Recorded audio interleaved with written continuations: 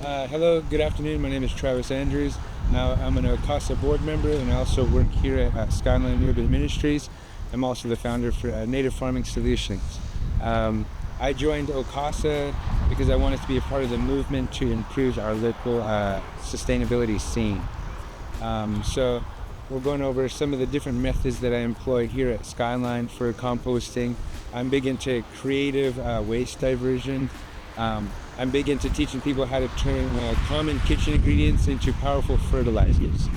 So welcome to Skyline Garden. This is my office. A little bit of history of this garden here. This was actually the first garden. These three beds right here. Okay. And then it expanded and grew to this. Yeah. Nice. I have compost projects going on all the time. A lot of people overlook that some of the basic concepts of soil include wood, char, and ash. So wood chips are like one of the main ingredients that we use. We decompose wood chips using fruit scraps. An example is in these barrels here. One is loaded with pineapples, another with leafy greens, and I think the last one has like beets and carrots and sweet potatoes and stuff like that. What I like to do is drain off the liquid and then take the mash and mix it up with wood chips. Okay. This is the basis of my process. Okay, so here we do like modified composting. There's traditional composting, take food waste, put it in a pile, let it break down, turn it once in a while, wet it, things like that. Some of the things we do to modify are like what's somewhat known as liquid composting. This is my favorite method. This one doesn't smell horrible. This was actually just bananas, water, and kombucha with Smell it, yeah. a little bit of wood chips. You know, I like to strain worm castings and compost into here, and then I'll add, a little bit of the banana ferment and some sugar or molasses.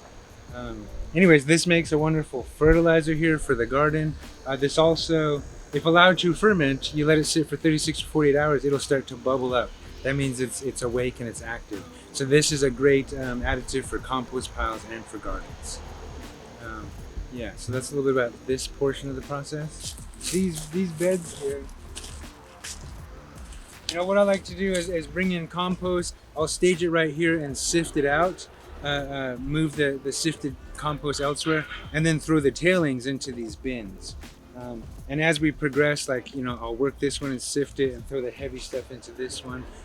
And it's just a repeating process. As we sift it, we throw the heavy bits back and forth, re-inoculate, insulate, incubate, let it sit for a little bit, and this is a style that we use here.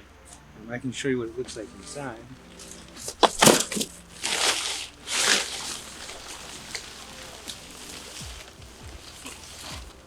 That side was left exposed, but this side, was covered with cardboard. There's some worms here. I just saw one. Little guy right there. Here's a couple more right here. Healthy looking worms right there. Pretty good looking compost. This has been sitting here for a couple of months.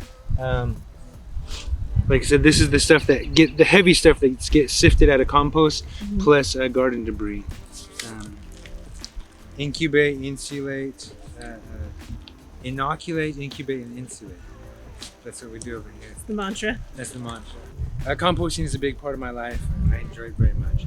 Adding inoculants really changes things. Insulating and incubating really changes things.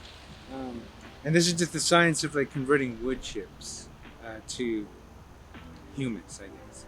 This was a chip drop that we just got this morning. I seen some guys dropping trees in the neighborhood. I told them they could dump the wood chips here. It worked out great.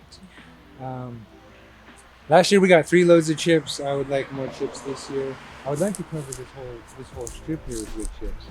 12 inches tall, but we'll see. So anyhow, this is fresh wood chips, and underneath we took more garden debris from other compost piles, kind of buried them. So there's a whole bunch of debris under here.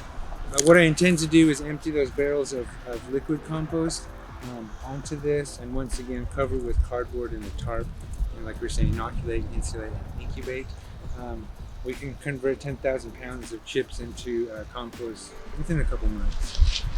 To me, this is soil building, and it starts with wood chips, right? We start just with wood chips, mix in some compost, incubate it, let it break down a little bit, and then we'll add char, and then we'll add ash, and we're just kind of adding all the components of fire back into this, and that's how we make soil.